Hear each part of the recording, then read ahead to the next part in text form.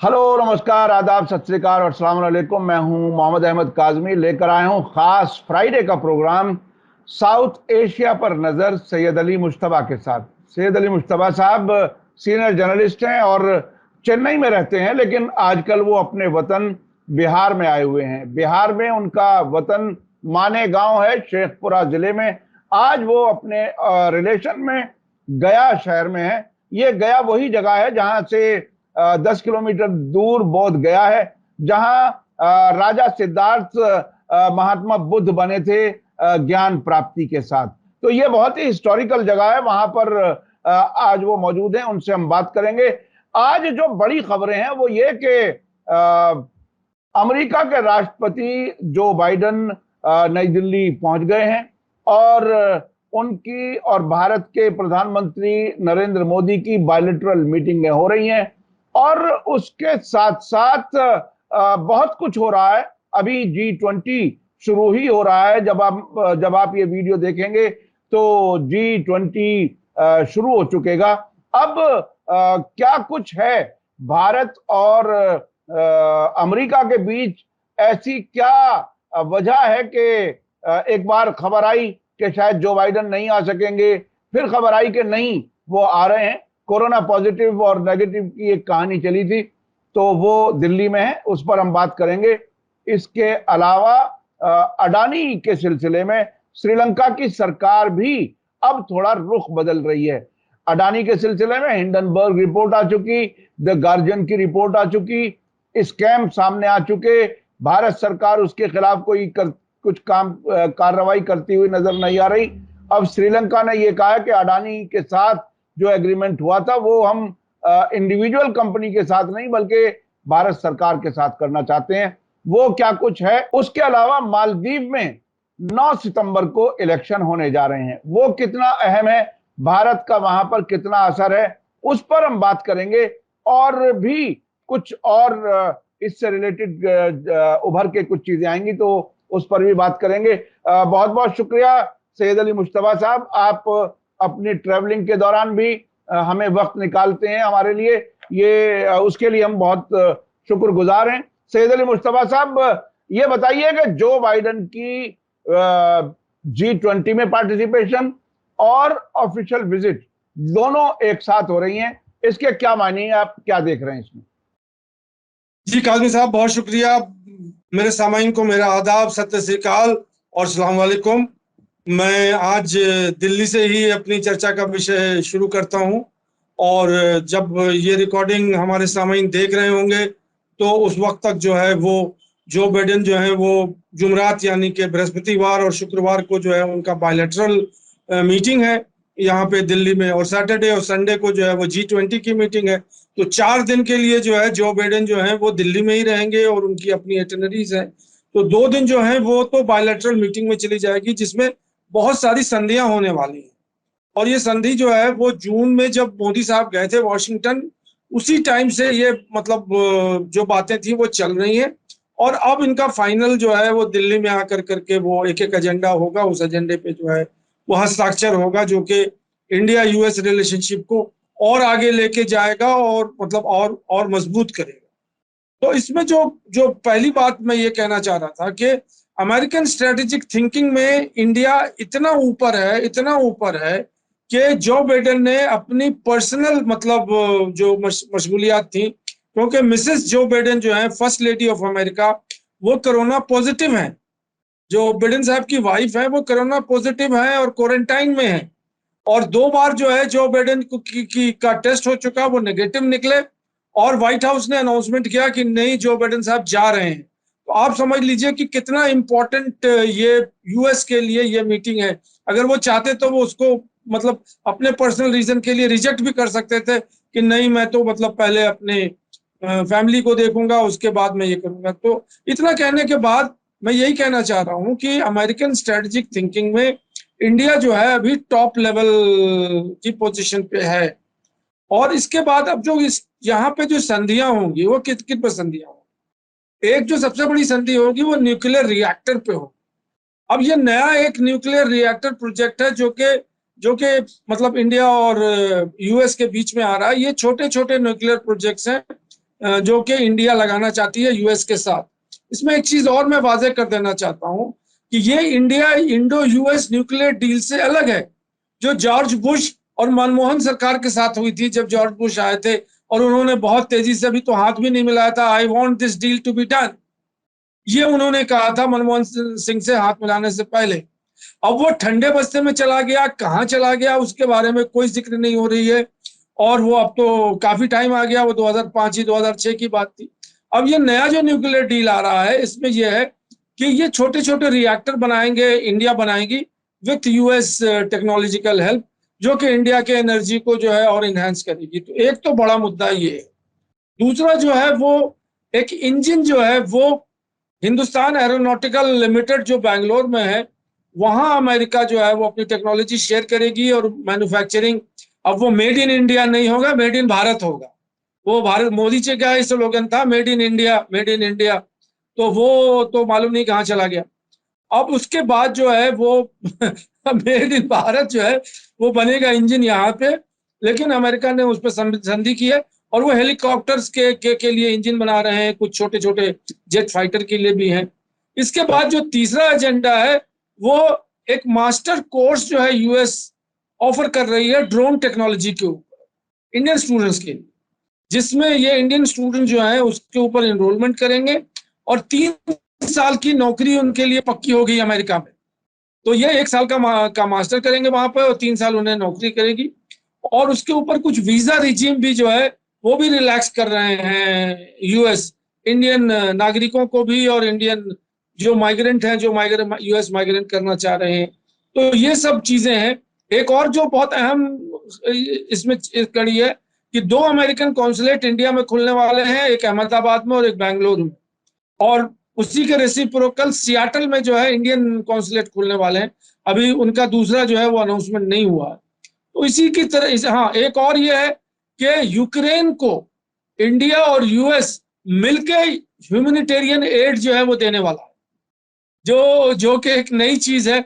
जबकि इंडिया ने यूक्रेन को अपने आप से ही ह्यूमैनिटेरियन एड भेज दिया था पहले, वो जो वॉर से जूझ रहे हैं। तो वो एक अलग मतलब पासा खेला इंडिया ने कि हम रशिया के साथ भी हैं, यूक्रेन के साथ भी हैं।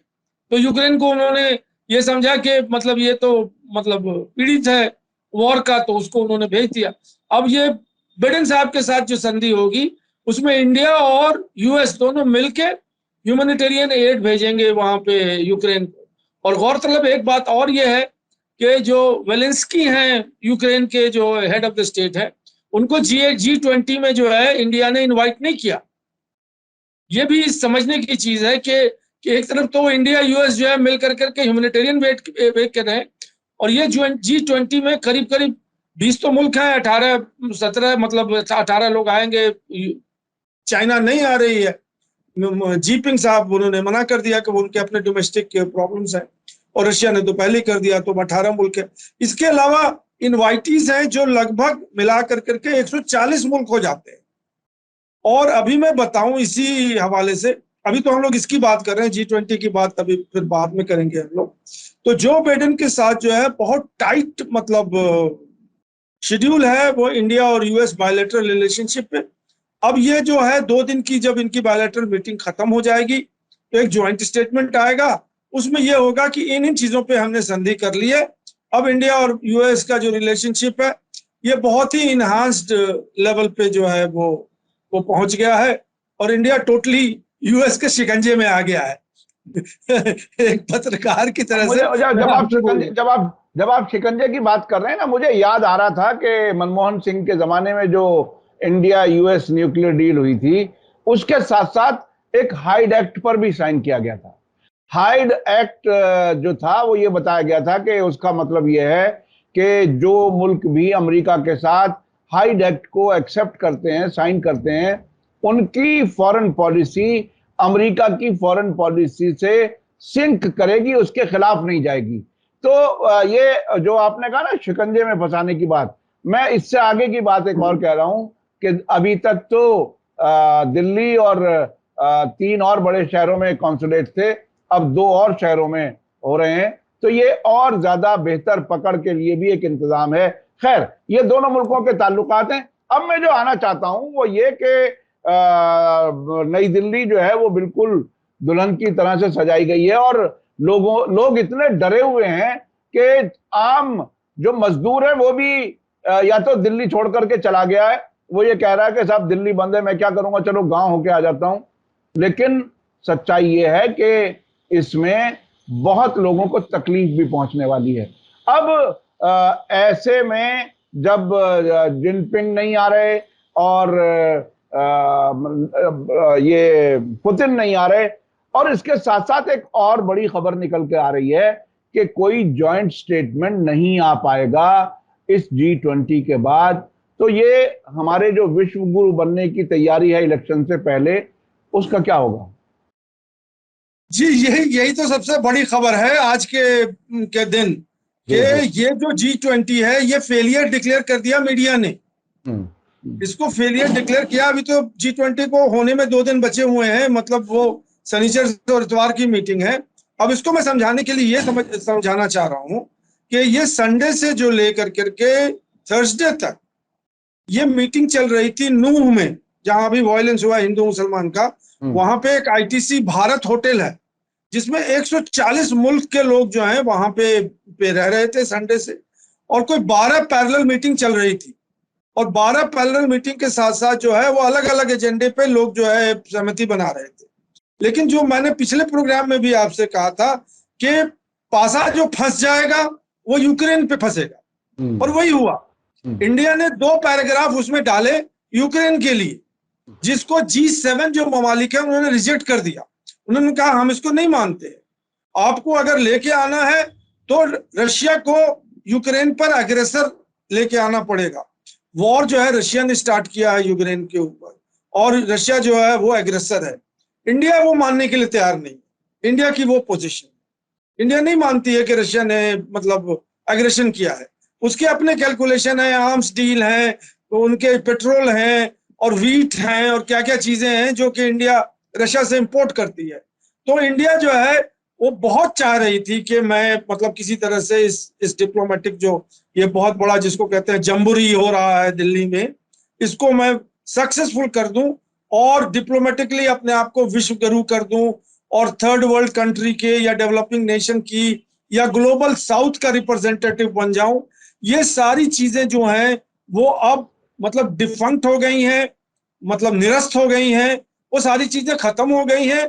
और अब विश्व गुरु हमारे नरेंद्र मोदी साहब के ऊपर जो है एक ठप्पा लग गया है कि ये जो है ये पूरा इतना दिल्ली में देश का पैसा जो इन्होंने बहाया है इसका कोई हासिल नहीं मिल रहा है।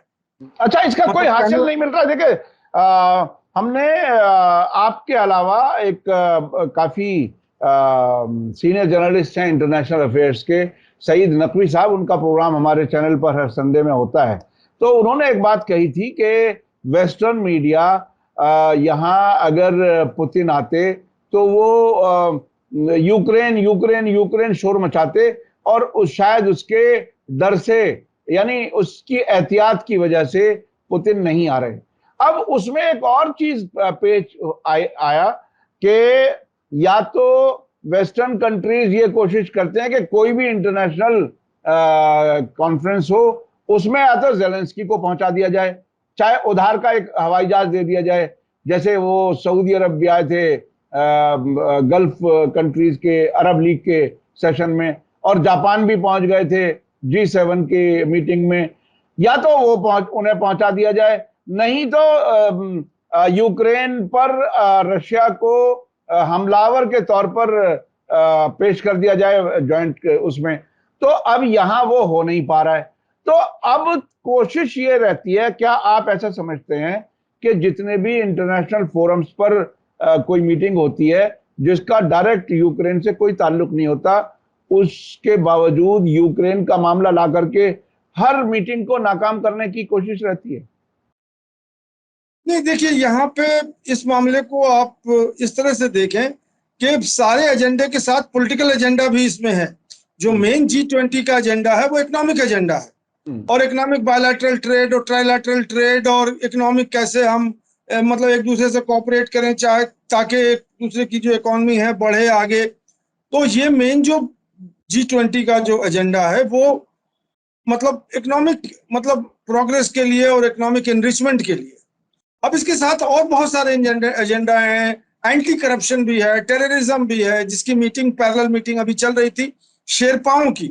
शेरपा वही कहलाते हैं G20 में। ये G20 के वर्ड के साथ शेरपा, एक तो नेपाल वाले शेरपा होते हैं जो आपके माउंट एवरेस्ट पे पढ़ा मतलब ले जाते हैं, दूसरे जो शेरपा हैं वो G20 में निकल के आते हैं। और इस बात हमारे हमारे जो शेरपा थे वो है अमिताभ कांत, जो कि IAS ऑफिसर हैं और एक बड़ी हस्ती हैं वहाँ के, मतलब केरला के IAS काडर के IAS ऑफिसर हैं, और उनके नाम पे बहुत बड़े तमगे हैं। और मैं तो उनको बहुत पहले से फॉलो कर रहा हूँ, जब वो केरला में खुद थे। तो आपको याद होगा गॉड्स ओन कंट्री कर करके एक इश्तहार आता था, वो अमिताभ कांत का ही था। अमिताभ कांत जो है उसके ब्रेन चाइल्ड थे, और उन्होंने ही वो एडवर्टाइजमेंट जो किया था। तो उनके बहुत सारे डाइवर्स मतलब अफेयर्स में, अब वो दिल्ली पहुंच गए हैं, दिल्ली में वो होल्ड कर रहे हैं। अभी कोरोना के टाइम में भी जो है वो सेलेक्ट ग्रुप ऑफ मीटिंग में थे। तो वही शेरपा हैं अभी मतलब इंडिया की तरफ से, और वो उनके ऊपर बहुत भार है कि मतलब कोई कंसेंसस निकल के आ जाए, कोई एक सहमति बन के आ जाए। लेकिन अब क्या है कि ये यूक्रेन जो है आकर के लेकर के बात आ गई है, और जितने भी वेस्टर्न कंट्रीज हैं उसमें खासकर G7 कंट्रीज हैं, वो इंडिया के मौक़िफ़ को नहीं मानते हैं। उनको क्या, उनका कहना है कि हम आपके मौक़िफ़ को नहीं माने। इसमें अब रशिया और चाइना की बात आ रही है। तो रशिया के चाइना के यहाँ से स्टेटमेंट आया है कि आप इसके लिए पूरी G20 को क्यों हाईजैक कर रहे हैं, क्यों उसको खराब कर रहे हैं, आप इसको साइडलाइन कर दीजिए, इसको मतलब अपनी तरफ रखिए। जो कि ये G7 ममालिक जो हैं, जिनमें मतलब ग्रेट ब्रिटेन भी है और अमेरिका भी है और उसके जो अलाई हैं, वो उसको मानने के लिए तैयार नहीं है। तो ये G20 मीटिंग जो है ये बिना जॉइंट स्टेटमेंट के हो जाएगी सैटरडे और संडे को। इसमें एक चीज और मैं आपको बता दूं जो कि लास्ट पीस है इस मौके का, कि जयशंकर साहब का स्टेटमेंट अभी आया है। उसमें उन्होंने कहा है कि हेड ऑफ द स्टेट्स नहीं आएंगे तो उससे कोई फर्क नहीं पड़ता है। इसमें जो अलग अलग स्टेट्स हैं उनकी क्या पोजीशन है इन सब्जेक्ट के ऊपर, जो डिफरेंट एजेंडा है, वही मतलब मेन चीज होगा जिसपे कि वो कंसेंसस बन के आएगा। ये अभी 2-3 दिन पहले उनका एक बहुत लंबा चौड़ा बयान था, तो उन्होंने कहा था वो Jinping साहब नहीं आ रहे थे उसके ऊपर कि इस सब्जेक्ट पे क्या होगा, क्लाइमेट चेंज पे क्या आता है। तो मुझे यही लग रहा है कि जब वो यूक्रेन पे बात, मैंने पिछले भी प्रोग्राम में कहा था कि यूक्रेन पे बात फंस जाएगी, तो वो फंस जाएगी, तो उसके बिना ज्वाइंट स्टेटमेंट हमें नहीं समझ में आता कि वो निकलेगा। तो वो मीटिंग होगी, बातचीत होगी, जब अब सारा शादी की कार्ड छप गई है, बाराती भी आ चुके हैं, तो अब तो बाकी प्रोसीडिंग तो होती ही होनी है उनको, लेकिन उसका नतीजा जो है वो कुछ नहीं निकलेगा। यही मेरा मतलब ऐसा होगा कि निकाह हो जाएगा, सादा सादा, वलीमा शायद ठीक से नहीं हो पाएगा, तकरीबन ऐसे हालात होंगे। तो ऐसे भी आप कह लें। जी जी, खैर अब मैं चलता हूं। ये मोदी जी के साथ अडानी का जो नाम जुड़ा हुआ है, खास तौर पर राहुल गांधी ने तो अडानी और मोदी का एक साथ नाम लेने का एक कसम खाई हुई है। ऐसे वक्त में श्रीलंका की तरफ से क्या खबर है कि अडानी, हमें याद है कि श्रीलंका के प्रेसिडेंट या प्राइम मिनिस्टर ने बयान दिया था कि हमने कोई एक जो डील की है वो अडानी, मोदी जी के कहने पर उनका दबाव था कि अडानी कंपनी को दें। अब क्या कुछ है उसमें, नया क्या कुछ हो रहा है? जी, नया ये आया है कि अडानी को एक प्रोजेक्ट मिला है, वो ग्रीन सोलर एनर्जी का प्रोजेक्ट है। वो श्रीलंका के एक आइलैंड पे वो एक सोलर प्रोजेक्ट लगा रहे हैं जो कि ग्रीन एनर्जी प्रोड्यूस करेगी, और उसके लिए काफी कंट्रोवर्सी श्रीलंका में पहले भी हो चुकी है, जिसमें वहां के जो मिनिस्टर थे उन्होंने कहा था कि ये जो श्रीलंका ने अडानी को जो ये प्रोजेक्ट दिया था, ये गवर्नमेंट के कहने पर नहीं बल्कि पर्सनली मोदी साहब के कहने पर, और जो वर्ड उसने इस्तेमाल किया है कि it was a wish of Narendra Modi, ये वर्ड इस्तेमाल किया उसने। तो उनके विश पे, वो इंडिया का विश नहीं था, भारत का विश नहीं था, वो गवर्नमेंट ऑफ इंडिया या गवर्नमेंट ऑफ भारत जिसको आप कहते हैं आज, उसका विश नहीं था, ये पर्सनल प्राइम मिनिस्टर का विश था कि ये प्रोजेक्ट जो है वो अडानी को मिले। तो ये तो काफी टाइम, मुझे हाइडेनबर्ग का रिपोर्ट आ गया और उसके बाद सारी चीजें आ गई। अब ये फाइल फिर से खुली है श्रीलंका में और डिस्कशन हो रहा है इसके ऊपर। तो श्रीलंका का अब उन्होंने पोजीशन किया है कि हम जो है इसको गवर्नमेंट टू गवर्नमेंट हम मतलब इसमें संधि करना चाहते हैं, और गवर्नमेंट ऑफ इंडिया अगर अडानी को नॉमिनेट करती है तो हमें कोई प्रॉब्लम नहीं है, और फिर अडानी जो है अपना काम करें, लेकिन वो गवर्नमेंट ऑफ इंडिया के रिप्रेजेंटेटिव होंगे, और हम जो डील करेंगे वो गवर्नमेंट ऑफ इंडिया से डील करेंगे या गवर्नमेंट ऑफ भारत से डील करेंगे, हम अडानी को नहीं डील करेंगे। अब गवर्नमेंट ऑफ इंडिया सब कॉन्ट्रैक्ट दे दे अडानी को कि जाइए आप जाकर के ये कीजिए, वो अलग चीज है, लेकिन हमारी जो गवर्नमेंट टू गवर्नमेंट डीलिंग होगी, तो G2G जो डीलिंग होगी, इसी की अभी चर्चा चल रही है। और ऐसा लग रहा है, इसमें एक बहुत बड़ा पेच है कि गवर्नमेंट ऑफ इंडिया या गवर्नमेंट ऑफ भारत जो है वो अडानी को नॉमिनेट नहीं करेगी, नहीं तो पार्लियामेंट में हंगामा हो जाएगा। पार्लियामेंट में जो है वो हंगामा हो जाएगा कि फिर तो अडानी ही गवर्नमेंट ऑफ इंडिया है, अडानी ही जो है वो भारत को चला रही है। तो गवर्नमेंट ऑफ इंडिया जो है, आपको क्या लगता है, श्रीलंका जब ये हिंडनबर्ग की रिपोर्ट आई और अब ये द गार्जियन और कुछ और अखबारात ने, वेस्टर्न न्यूज आउटलेट्स ने जो खबर दी है स्कैम की, घोटाले की, शेल कंपनियों की, उसके बाद क्या आपको लगता है श्रीलंका में अडानी पर भरोसा कम हो गया, इस वजह से ऐसा हुआ? क्योंकि गिरती हुई इमारत तो नजर आ रही है, ये तो जबरदस्ती ऐसा लगता है कि मोदी जी ने संभाली हुई है, यहाँ कोई अभी कार्रवाई की बात नहीं करता है, लेकिन अल्टीमेटली अडानी के एसेट्स पर, अडानी की प्रॉपर्टीज पर, अडानी के ओवरऑल रेवेन्यू पर, उस सब पर तो असर पड़ेगा जब इंटरनेशनल बिजनेस कर रहे हैं तो। जी वो एक डिफरेंट चर्चा की विषय है, मैं अभी श्रीलंका की बात कर रहा हूं। तो इसमें मुझे जो समझ में आता है कि ये प्रोजेक्ट जो अडानी को मिला हुआ है स्क्रैप हो जाएगा। अडानी को वहां से वापस आना पड़ेगा, श्रीलंका उनको कहेगी कि आप जाइए, क्योंकि इंडिया जो गवर्नमेंट ऑफ इंडिया है, गवर्नमेंट ऑफ भारत है, वो अडानी को अपना नॉमिनेशन नहीं कर सकती, उसके लिए मतलब बड़ी प्रोसीजर होते हैं भाई। गवर्नमेंट ऑफ इंडिया के पास भी तो मतलब उनके मतलब मिनिस्ट्री है जो कि क्लीन एनर्जी के लिए और इसके लिए, और उसके पास भी ONGC है जो एक्सप्लोरेशन करती है, जो सब गवर्नमेंट की कंपनियां हैं। तो गवर्नमेंट अपनी कंपनी को लेकर के जाएगी वहां पर ये करने के लिए, ना कि अडानी को करने जाएगी। तो जहां तक गवर्नमेंट ऑफ इंडिया को का ताल्लुक है, तो वो अडानी को तो ओन करेगी नहीं, वो तो एक पर्सनल रैपो था मतलब मोदी साहब का, अडानी साहब का, और उन्होंने जो है श्रीलंका को कहा। लेकिन श्रीलंका गवर्नमेंट ने जब ये अपना मौका जाहिर कर दिया, उसमें कोई बिडिंग ही नहीं हुई थी, उस पूरे प्रोजेक्ट की कोई बिडिंग ही नहीं हुई थी, कोई प्रोसीजर फॉलो नहीं हुआ था, वो सिर्फ मोदी साहब के कहने पर उन्होंने उसको अडानी को दे दिया। अब ये बात जो है श्रीलंका में उठ रही है, और उन्होंने ये कहा कि अगर गवर्नमेंट ऑफ इंडिया जो है अगर उसमें अडानी को नॉमिनेट करती है तो मुझे कोई प्रॉब्लम नहीं है, लेकिन हम तो गवर्नमेंट ऑफ इंडिया से डील करेंगे। तो अब ये अडानी के लिए बहरहाल एक और मुश्किल वक्त आएगा, और मोदी जी उससे बचना चाहेंगे कि सियासत में ऐसे वक्त में जबकि इलेक्शन बिल्कुल सर पर हैं कि वो अडानी को नॉमिनेट करें, ऐसे इम्कान है जो आपने बताया। अच्छा, अब मालदीव के इलेक्शंस का क्या हाल है? मालदीव में क्या वो जो प्रो चाइना प्रो इंडिया जो सियासी पार्टियों में अक्सर टकराव रहने की बात है, क्या मालदीव में ऐसा कोई टेस्ट होने वाला है जिसमें ये महसूस हो सके कि वहां चीन का ज्यादा असर है या भारत का? जी देखिए, मालदीव में 9 तारीख को इलेक्शन हो रहे हैं जो कि प्रेसिडेंशियल इलेक्शन है, और इसमें 7 कैंडिडेट जो हैं वो खड़े हैं, और इनके ऊपर वोटिंग होगी सैटरडे को, जिसमें नंबर 1 जो है वो सोले साहब हैं, और दूसरे जो है अब्दुल्ला यमीन साहब को तो डिस्क्वालीफाई कर दिया गया है, जो कि Maldives People's Progressive Party of Maldives के थे। उनकी जगह पे वो पार्टी जो है वो बड़ी पार्टी है, वहां पे अब्दुल मोईज करके कोई साहब हैं वो खड़े हो रहे हैं, और नशीद भी जो है उन्होंने भी वो भी खड़े हो रहे हैं, जो उन्होंने अपनी डेमोक्रेट पार्टी बना दी है, द डेमोक्रेट। तो ये 7 लोगों के ऊपर कंटेस्ट होगा।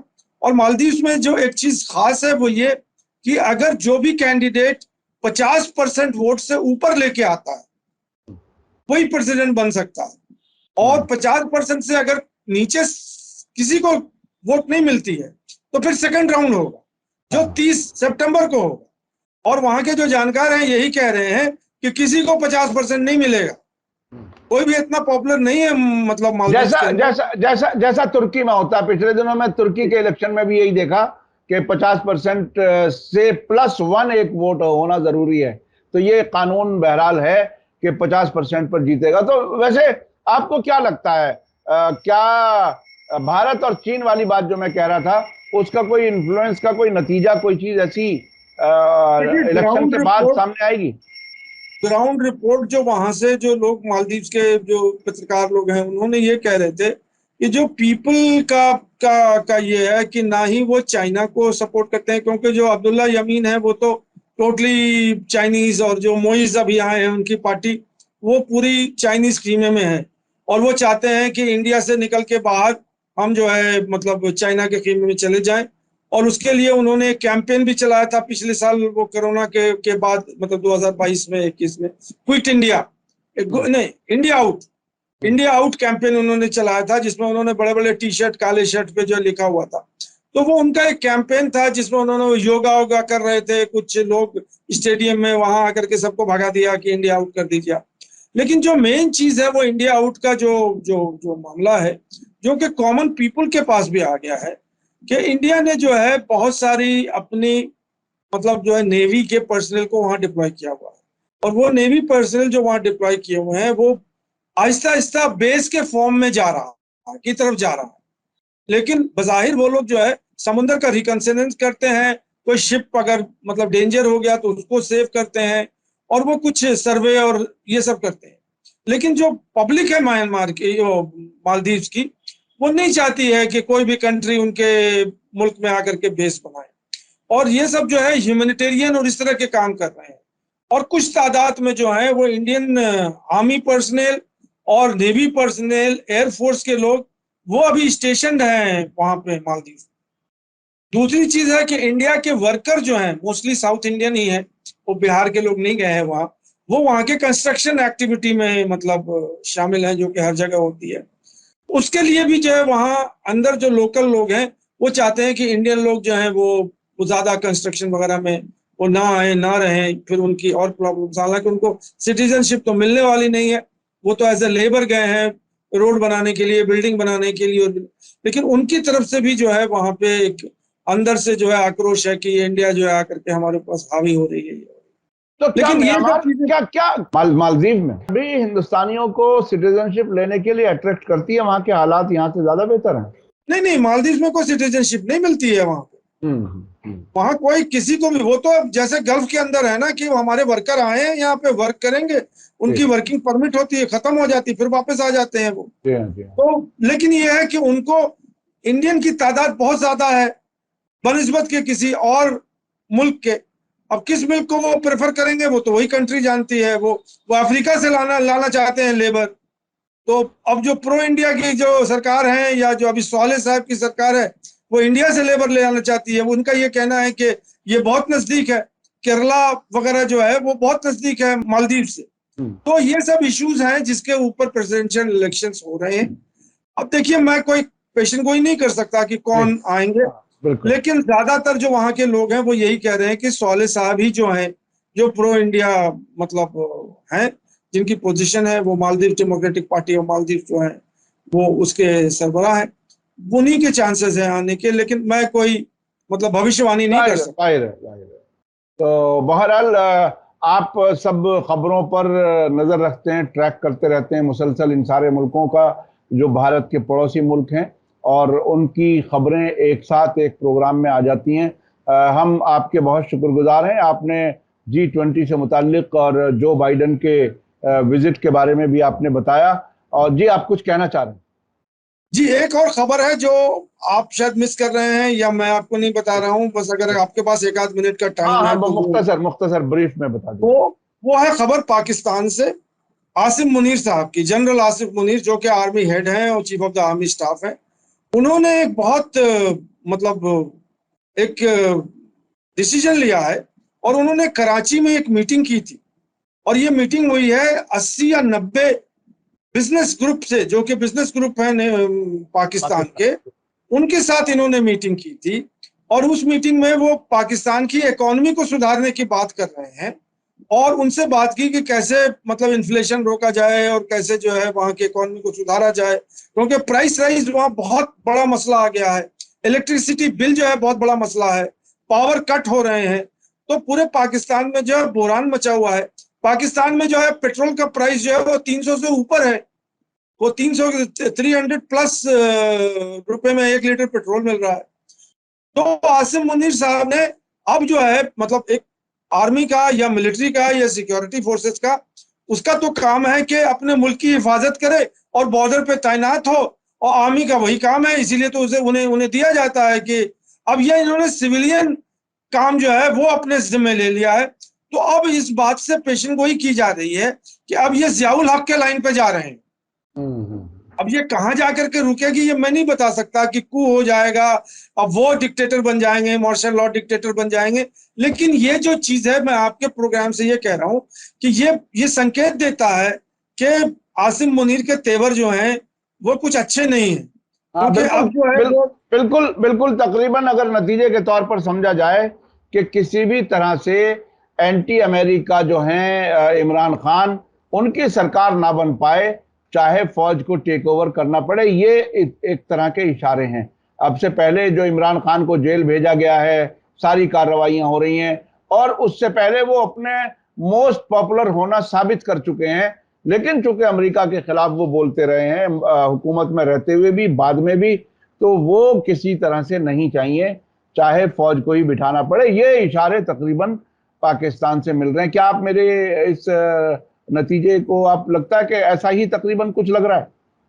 देखिए, आप जो कह रहे हैं वही मैं कहना चाह रहा हूं, लेकिन क्या होगा ये कोई नजूमी तो नहीं, आप भी नहीं है, मैं भी नहीं हूं, लेकिन जो संकेत आ रही है उसको मैं चाह रहा था कि साउथ एशिया के प्रोग्राम में हम पहले डिस्कस कर लें, जैसे कि मैंने आपको पिछले प्रोग्राम में G20 की बात कही थी, और वही हुआ भी। जी जी जी, और हो सकता है कि हमारे प्रोग्राम जो हम लोग कह रहे हैं यही बात पाकिस्तान में हो जाए, कोई ऐसी बात नहीं है, हो सकता है कि ऐसी बात हो जाए।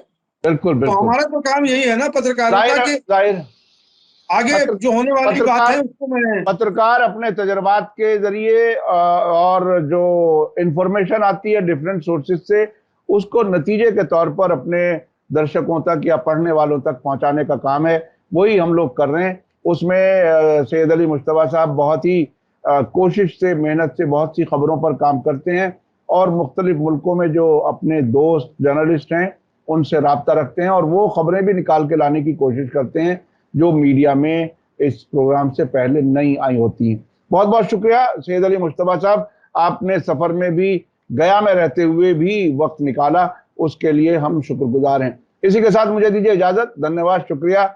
जय भारत, जय हिंद। मीडिया स्टार वर्ल्ड के और वीडियो देखने के लिए हमारे चैनल को सब्सक्राइब करें और सीधे नोटिफिकेशन पाने के लिए बेल आइकन दबाएं। और अगर हमारी खबर सच्ची और अच्छी लगे तो अपने व्हाट्सएप, इंस्टाग्राम, फेसबुक और ट्विटर अकाउंट पर जरूर शेयर करें।